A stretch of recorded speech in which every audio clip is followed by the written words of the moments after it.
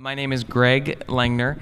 I'm a teacher of communication studies and performance at California State University, Los Angeles. I'm also in the process of working toward PhD programs. One of the things that you have to do when you're moving in that direction is you have to have an area of focus in terms of what you research and what you put out into the world. And my areas of focus are on the ideas of performance and animation. And I'll talk about that in a little more detail in a minute. The person next to me is this awesome guy named Jace Allen. He is a teacher up at San Francisco State. And he focuses on queer content in video games. Perfect in terms for of this conference. Thank you, Jace. I'm not totally sure what happened to the PowerPoint, but I can live with that. You only have one slide anyhow. It was a good slide. It is a good slide. So it's true. I only had one slide. The two of us have kind of very distinct styles of presenting today. I'm going to be a lot more improvisational. And the word we use when we teach communication is extemporaneous, meaning I have sort of guidelines of what I'm going to talk about, but I may or may not stick to them. And I'm also entirely comfortable with you interjecting.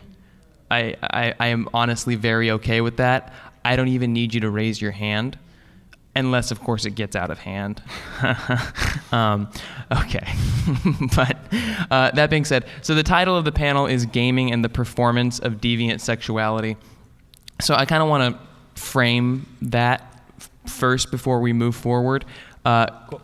Gaming, we can frame the word gaming. We're at GaymerX. We know what gaming is, and most of us are gamers. In terms of performance, I'm going to define what that means as soon as I start my actual presentation. But for right now, when we talk about deviant sexuality, I want to start by kind of clarifying. Socially, when we hear the word deviant, we automatically associate whatever that deviant thing is as something bad. But when we talk about deviant sexuality, we're talking about forms of sexuality that literally deviate from the norm. Mm-hmm. So when we consider the fact that we associate deviance with something bad, that tells us that as a society as a whole, how much we value normality. So one of the things that we're trying to clarify here, and one of the things that things like GaymerX help us do, is not necessarily to normalize, but rather to clarify what it means to be deviant and what it means to not sort of mold into that normativity. I gave him actually a lot of crap for it at first, but then I was like, well, why not non-normative sexuality? But because of the really negative connotation of deviant, but it does have its place. Yeah. So that being said,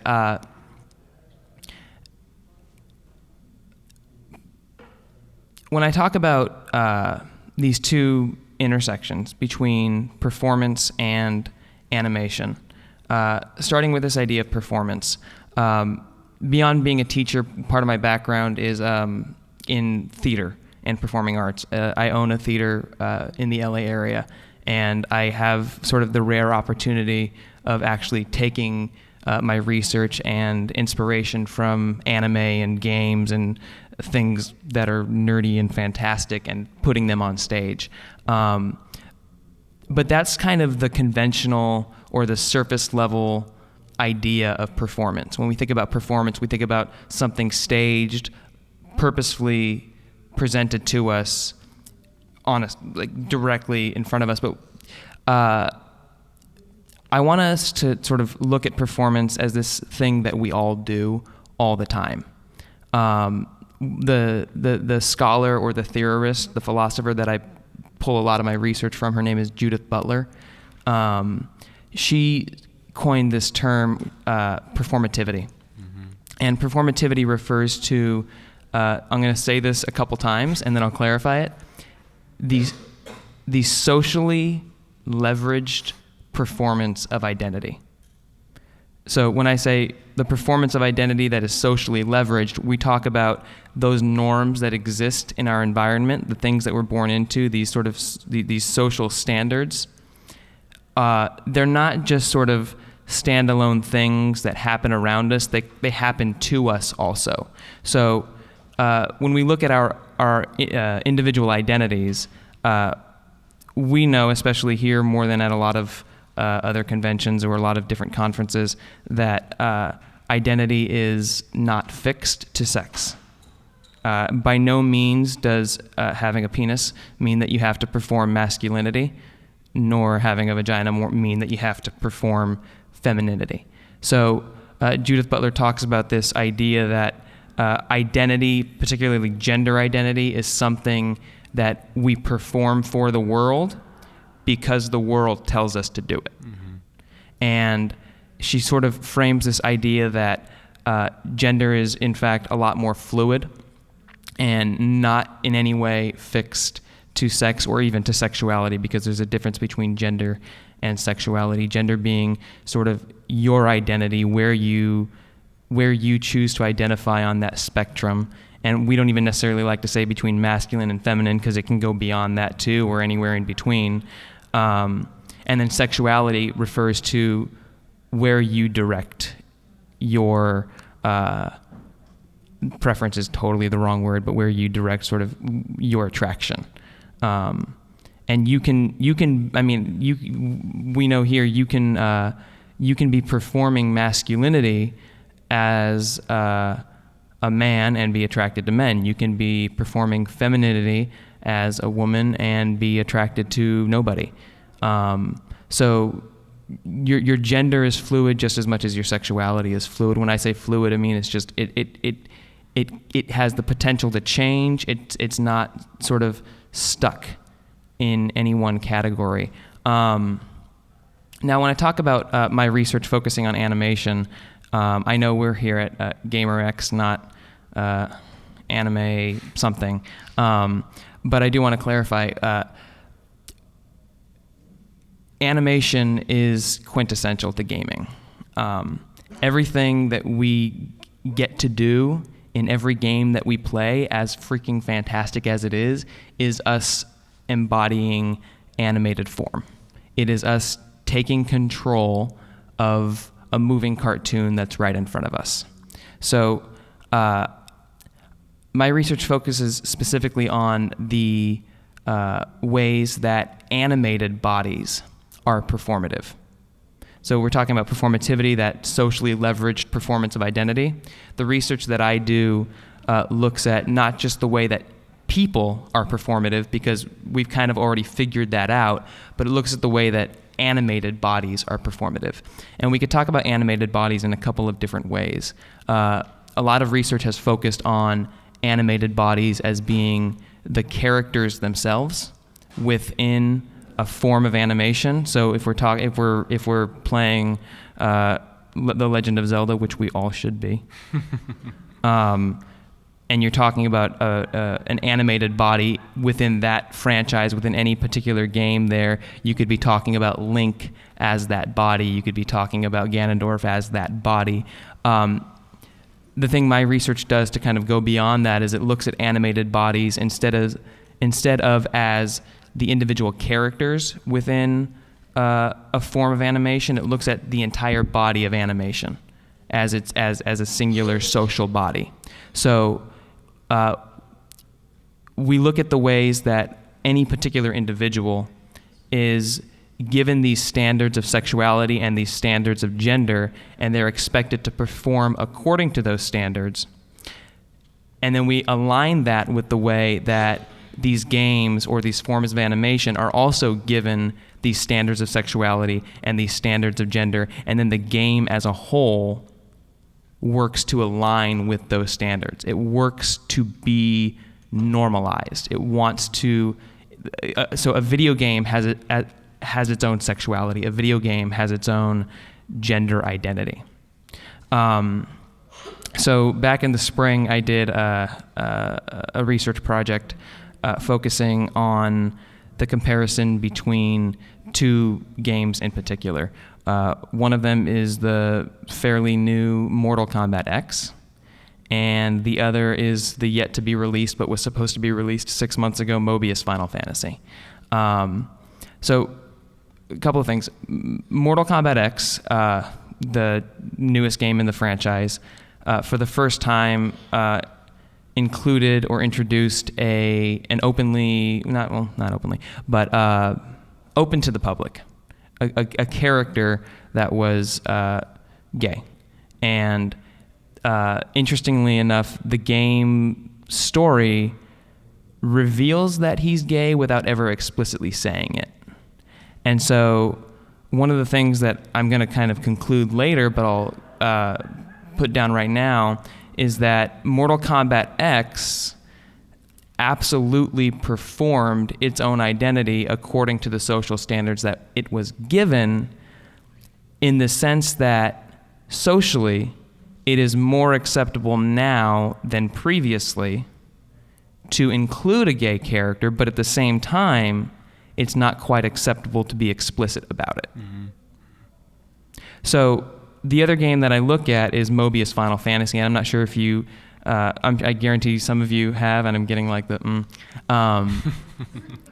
Mobius Final Fantasy is a scandal that, I'm just going to be real blunt, pissed me off so very, very much. This is Square Enix's very valiant attempt at creating a full-form Final Fantasy game for mobile platforms. And so it would be on iOS and Android, first in Japan and then hopefully eventually translated. Great. And they released a trailer and they released gameplay footage, and it was all fantastic. Fantastic in particular for me because, and for a lot of people, the main character of the game, whose name had been revealed to be Wall, he was, I can cuss, right? Yeah. He was sexy as fuck. He was, the term is scantily clad.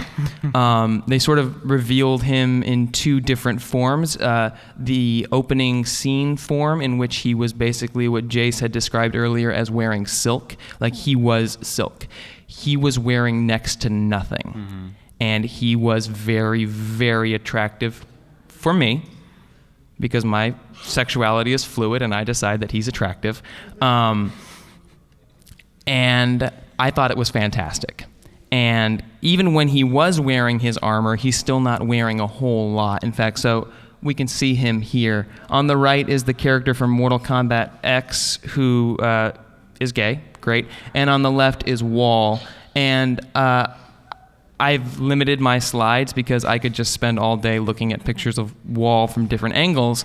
But I do encourage you to look at pictures of Wall from different angles.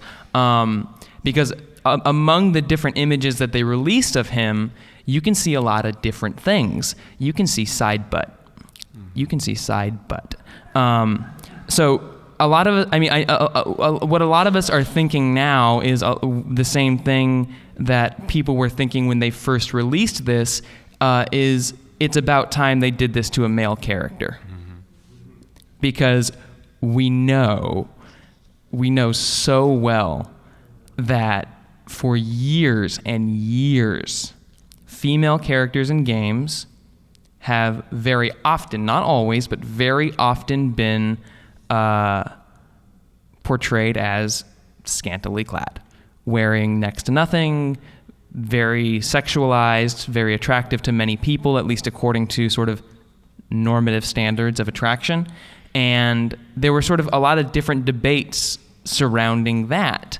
Among those debates were the people saying, you need to cover the women up. And a lot of us never agreed with that. As a gay man, I really don't care. But my argument was, no, don't do that. Just uncover the men too. Mm-hmm. Mm-hmm. And so that was, interestingly, the majority of the people, interestingly, fighting to keep the female characters uncovered were heterosexual men. Mind-blowing, right? But these same people, exact same people, very lovely people, when Wall was revealed in Mobius Final Fantasy, these folks took to Twitter, because apparently Twitter is the end-all be-all of things. And they complained. And this is the fascinating thing. Mobius Final Fantasy is not out yet. We don't even know the story, let alone how character development works in the game, if character development is even relevant, because we know the way a lot of RPGs are designed. Final Fantasy less so than others, but that's still not always true. We know the way a lot of RPGs are designed so that we can project ourselves onto the characters.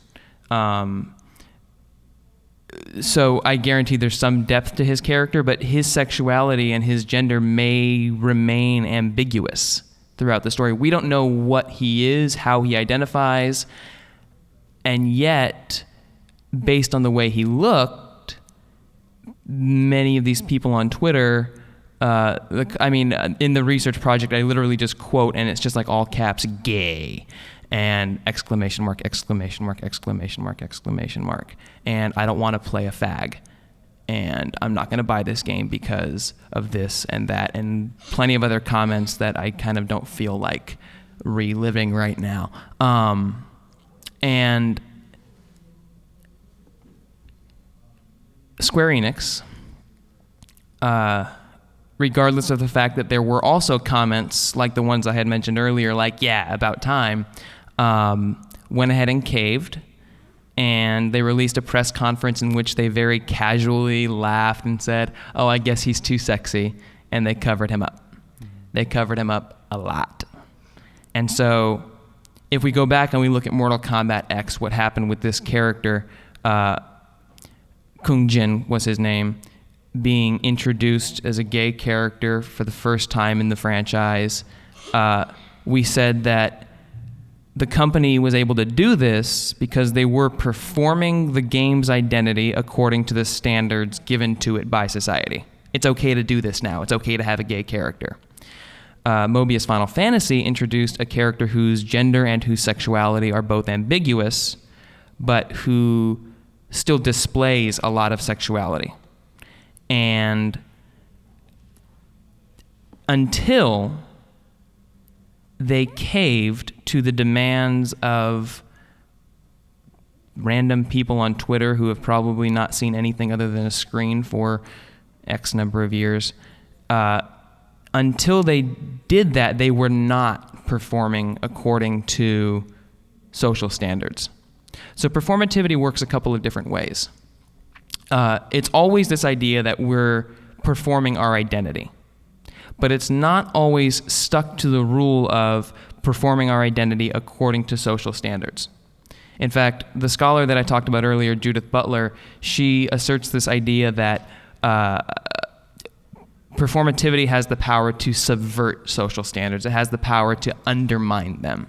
Because perhaps at this convention more than most, we are very familiar with the struggles of performing socially, acting out in the world differently than people want us to, differently than people expect us to. And Butler explains that our identity is only fixed to standards if we allow it to be. And she doesn't say by any means that it's easy to subvert these standards, because there are social consequences for going against normal sexuality, normalized gender. And oftentimes those consequences feel a lot more real than they really are. So in the case of Mobius Final Fantasy, I guarantee we all would have bought that game. I totally would have bought that game. I barely even play Final Fantasy, and I would have played the fuck out of that game. But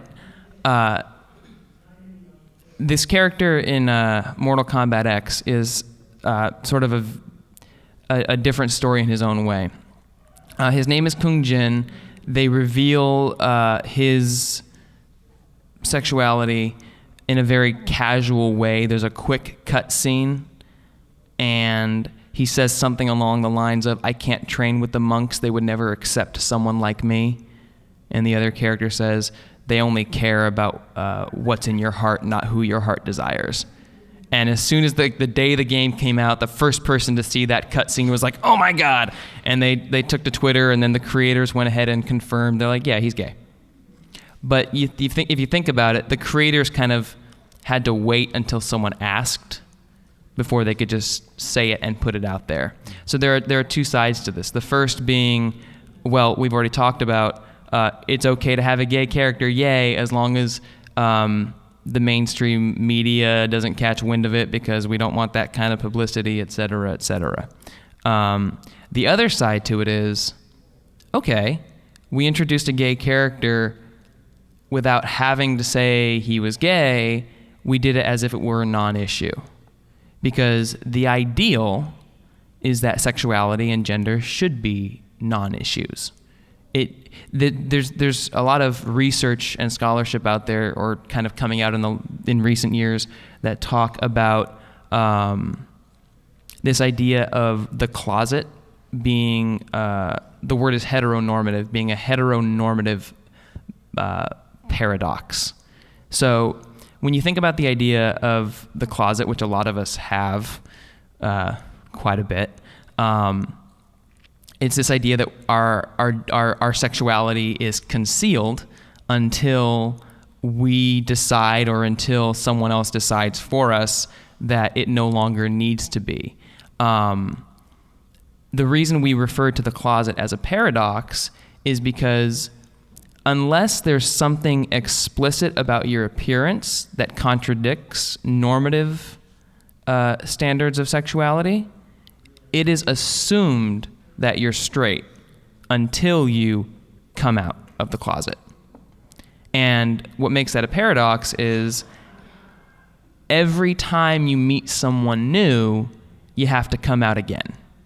So you're never really ever fully out of the closet. So the ideal would be that there need not be a closet. There need not be this sort of standard of having to come out, because coming out should be a non-issue to people.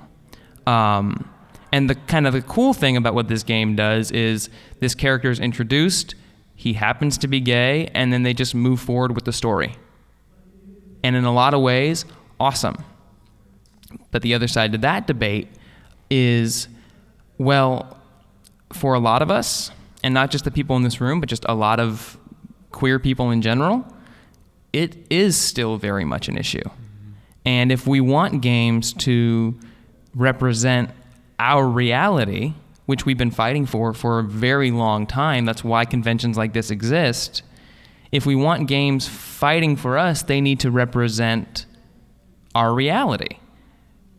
For a lot of us, it is still an issue. So if a game were to introduce a character like this, and other characters around her or around him, or however that person wants to identify, if a game were to introduce characters like that, and then other characters actually took issue with it, that's something that a lot of us could more quickly identify with, to be perfectly honest. Because most of us still, at least today, don't have the privilege of being born into an environment or a circumstance in which it is a non-issue.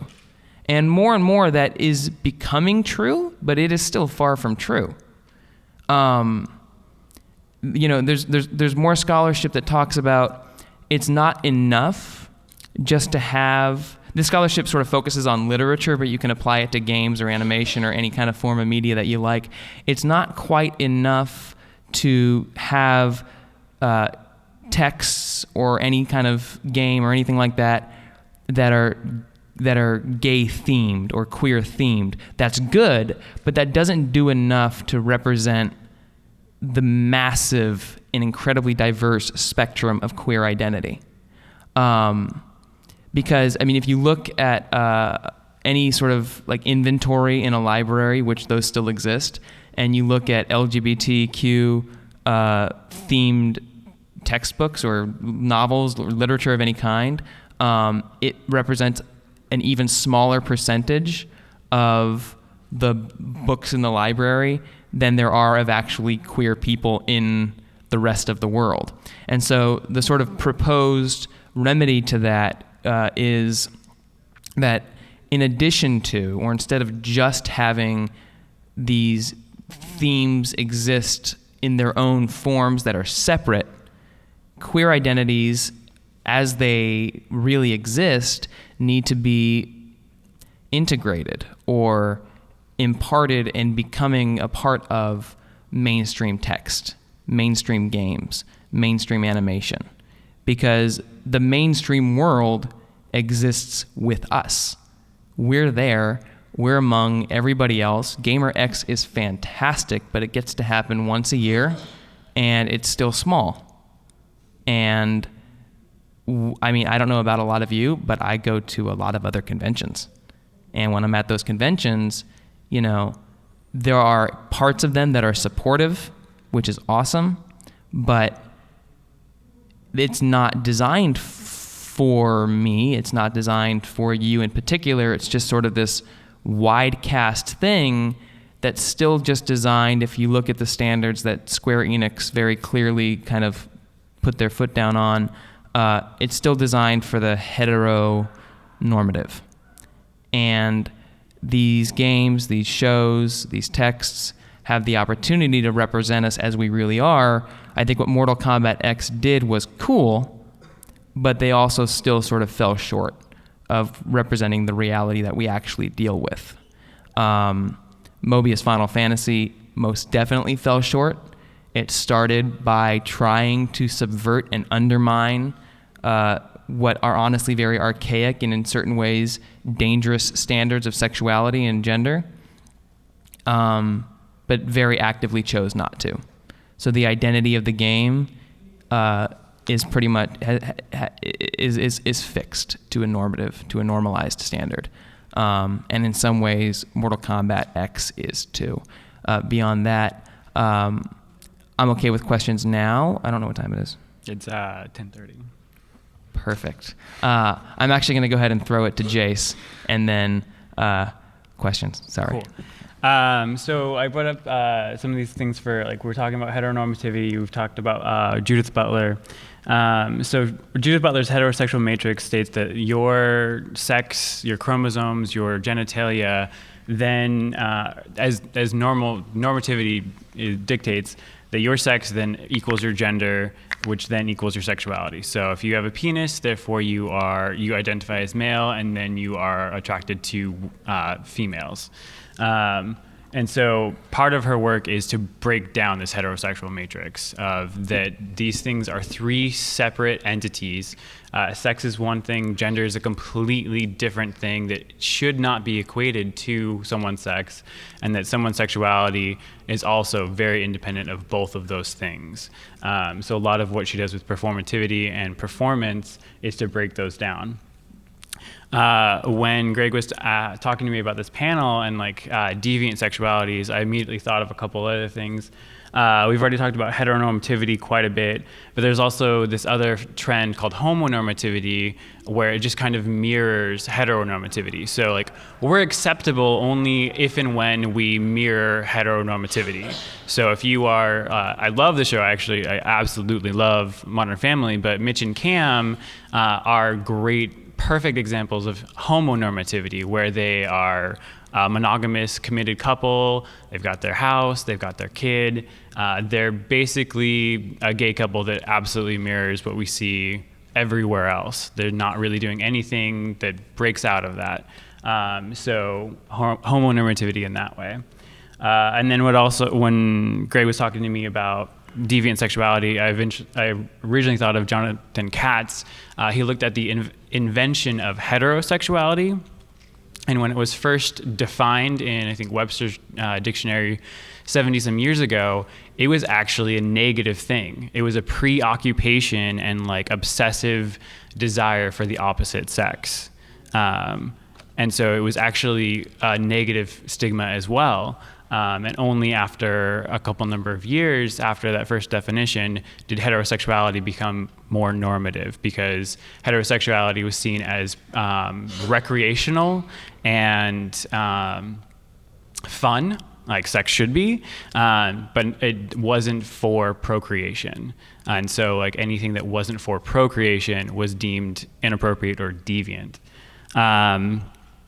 Other theories on sexuality are Gail Rubin's charmed circle. And so Gail Rubin was specifically focusing on heterosexuality in this study, but we have in the middle there, that's even really hard for me to read, but you can look it up later too. But it's monogamous, procreative, free, at home, non-pornographic, no toys. And then everything outside of that inner circle becomes therefore deviant. So if you have to pay for it, if it's with more than one person, if it's outside of marriage, all these things become deviant or non-normative. And then they have this three-wall system here, which I think also speaks to homonormativity of some things that are like good sex, and then some things that are like, okay, well, you can be gay if you mirror, heteronormativity. But if you're on that far end, like with fetishes and sadomasochism, or if you are a sex worker, you are bad, you are deviant. So giving some of these theories to what we're talking about with deviant sexualities. And she's got great work if you want to look at hers. But as we then tie this into what I was focusing on, I was looking at Final Fantasy 13, and I was trying to use communication theory, actual like attraction and interpersonal theory, to basically prove all the heteronormative individuals out there that Vanille and Fang are in fact lesbians. They're together. They're not just best friends from the same hometown. And so I was actually using some calm theory to do my best to actually prove that with the different ways that they perform in the game, they're actually a couple, and like it's not just, oh, cool friends.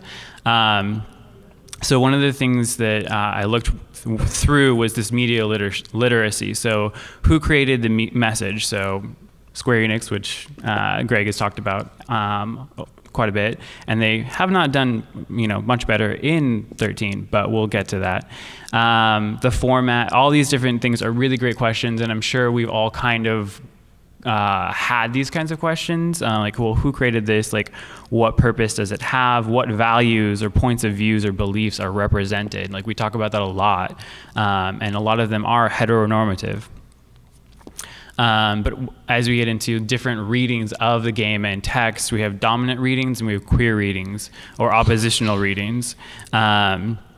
So the dominant readings are ones like, okay, I'm just going to take basically whatever the author says at face value. That's what they're putting out there. That's what I agree with. I'm not going to question it. Cool. And then queer theory, queer readings actively tries to break that down. So dismantling the normalization of essentialism or the assumption that gender, sexuality are inherent and inextricably determined by a person's sex. The act of social normalization of gender and sexuality causes adverse violence to any persons who are different from the established norm. So if you break out of any of those normativities, then you are dinged, basically.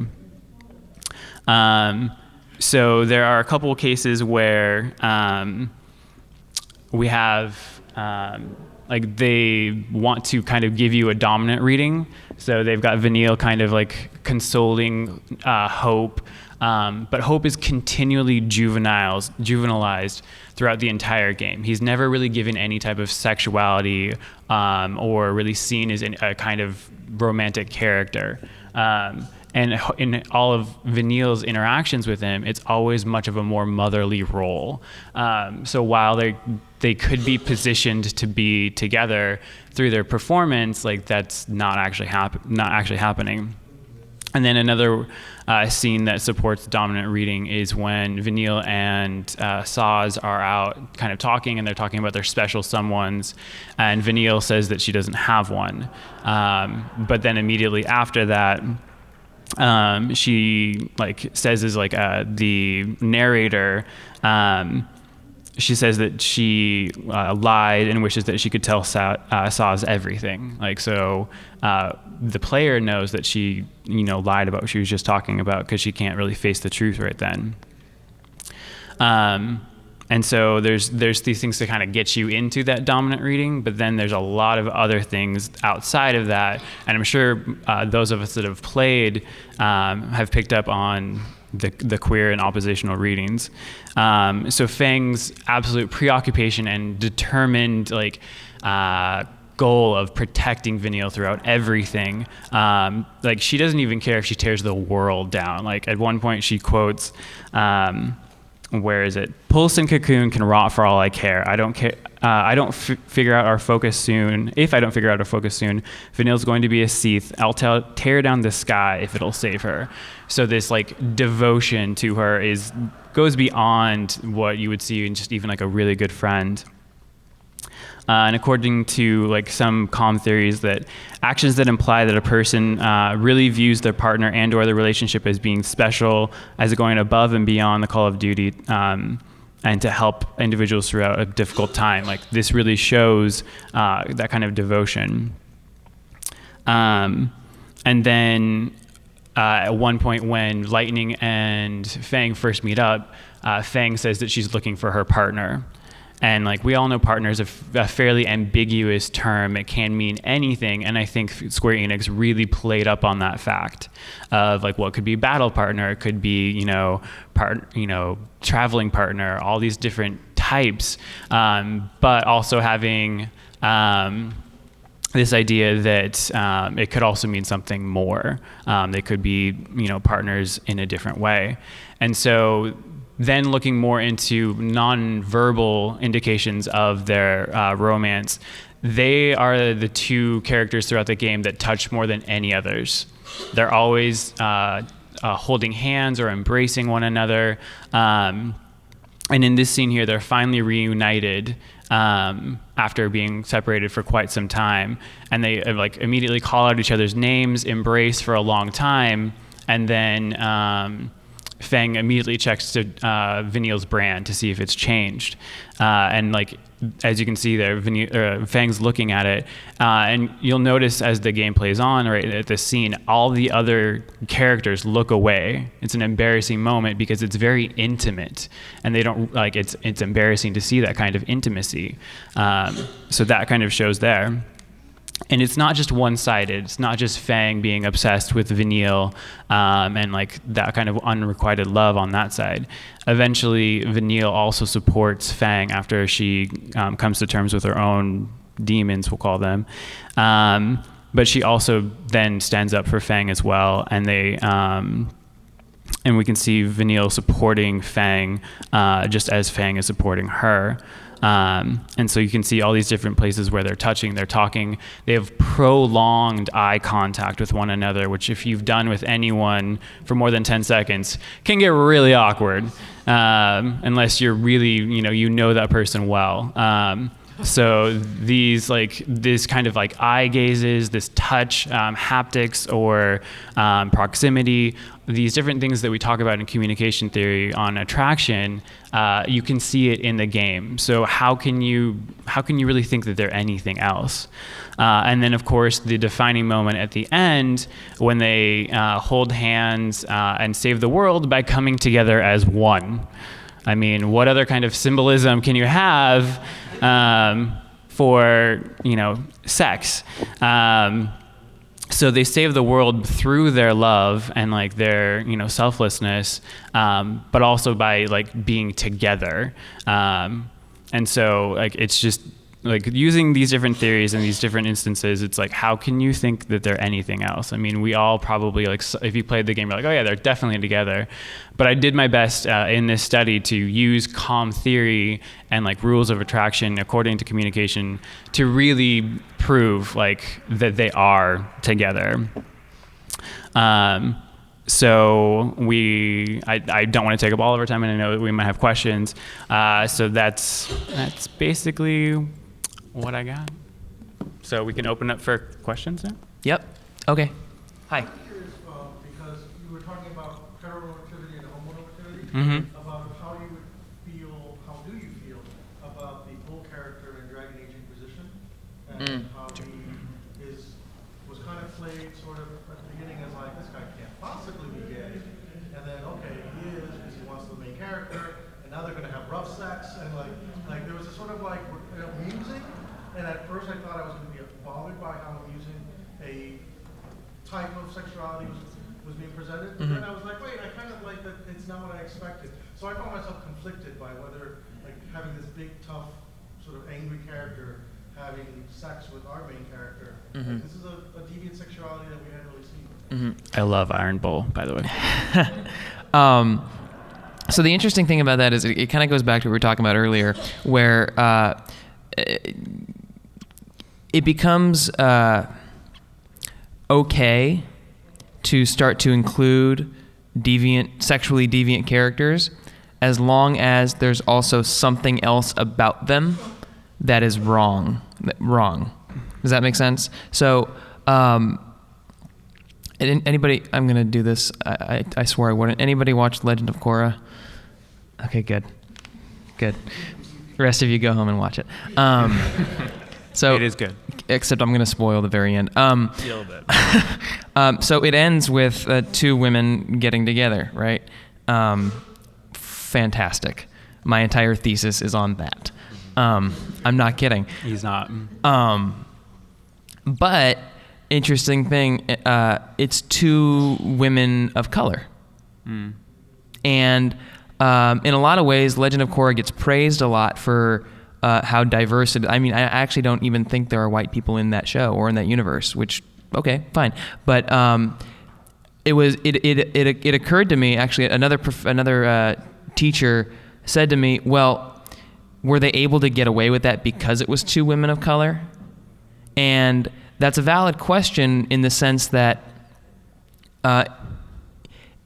it is different, but we still have to be like aware enough to recognize the similarities. Deviance exists beyond sexuality, and we know, just as much as we know that certain forms of sexuality are not acceptable, being a person of color marginalizes you in different ways, but still very real ways. And when you have two people who are already considered by a large swath of society to be deviant or sort of not acceptable as part of the mainstream, it becomes more okay to have them do sexual things that are also considered to be not okay. So that was kind of as far as Dragon Age Inquisition goes, that's kind of the impression I got from that instance too. And I mean, I really liked Iron Bull because Iron Bull can be anything. Like, as far as I'm aware, and I haven't got that far in the game, I'll be honest. Like any race, any gender, like Iron Bull will go for you. Like, or so they specifically programmed him so that it didn't matter who you chose as your avatar, whether you were a dwarf or an elf or a human or whatever it may be, or whether whatever gender you chose, like you could romance Iron Bull. They wanted to make sure of that. I think that was where my distaste came from. That I just called him gay, but that wouldn't really fit. No. Iron Bull, and then Right. part of me liked that the main character, however masculine someone wanted to be, could go into Iron Bull and get seduced into this role for us. And so I enjoyed that. At the same point, I'm like, couldn't he just have been gay? Yeah. I would like to be One of the things we didn't have time for, but I'm sure happens, it's easy enough to find, is kind of the history of queer characters in video games. And if you look at older video games, there are plenty of characters who seem gay, but they're only integrated as the trope of the sissy. And if you know what that trope is, it's that very, very effeminate, very, very flamboyant man, which is in and of itself not necessarily a bad thing, but these characters were always only integrated as jokes. And so even today we still see traces of that, where it's okay to have these characters as long as they're comic relief, or as long as they're sort of later the trend became it's okay to have gay characters as long as they're a villain. But I want to open it up to any other questions that we might have, because we're running out of time right here. First of all, thank you. It's a great panel. What I wanted to ask is, games, AAA games especially, that are fantasy settings that are really praised for having diverse characters or portraying problematic societies, like like in Dragon Age, where there is racism. I've always noticed that racism is between species. Watch where you're going now, right? Yeah.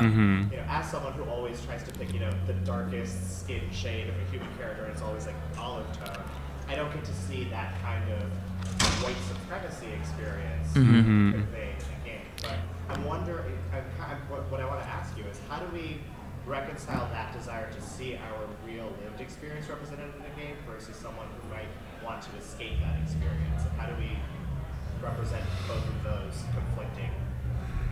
Well, games do that for the same reason that they put gay characters without ever explicitly saying that they're gay. It's like, it's okay to talk about racism, but if we really talk about racism, then all of a sudden we could get in trouble, and people could look at our game as more than we want them to look at it. There's always somebody trying to make it, and I'm talking fast because we have to wrap it up. We're really sorry, but there's always these artists and these creators of these games and these shows who are actively trying to create these circumstances that represent real issues.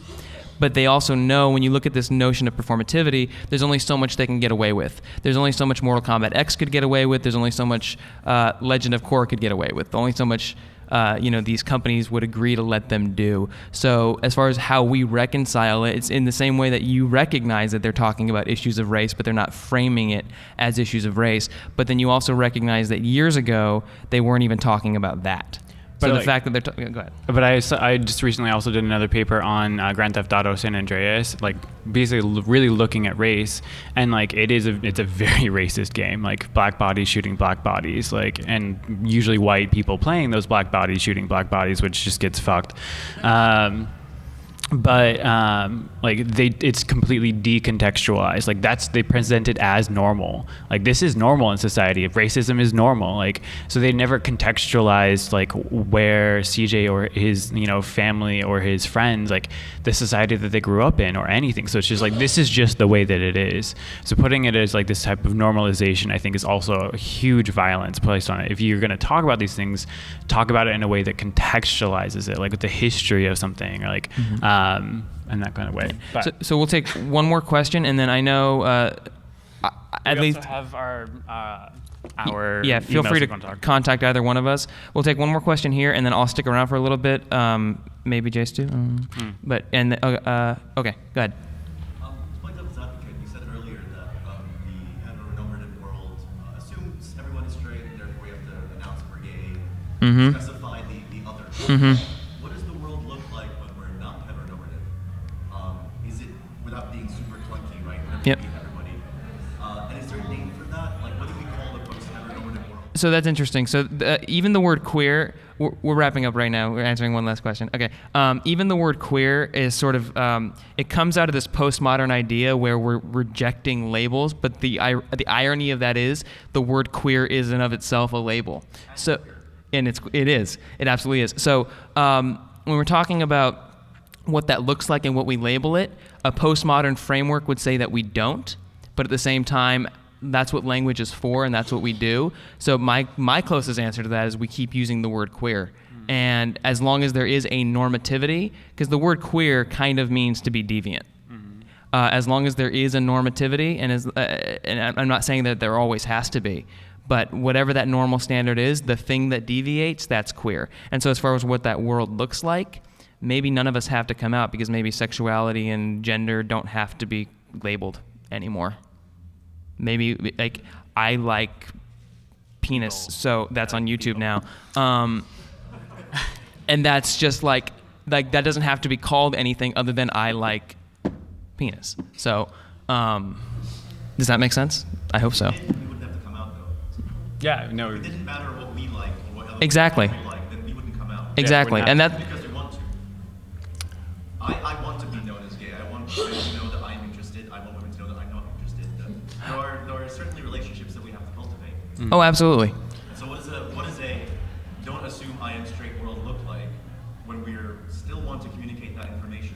I think when you have to ask everyone, like there's not necessarily an assumption of like that, like compulsory heterosexuality of like, you have to tell them like, okay, like it's like everyone asks, well, what are you interested in? And that fact, like, you know, like if like here we're talking about inclusivity and like being sensitive to others, like if I want to hug someone, like ask first, you know, like, so instead of even assuming anything like, or having to come out, everyone has to come out. Like I'm heterosexual, I'm gay, I'm, you know, these kinds of things, I think would be a lot more inclusive. They're telling us to stop. Yep. So we're So sorry. Yeah. Okay. Yeah. Thank you. Thanks so much.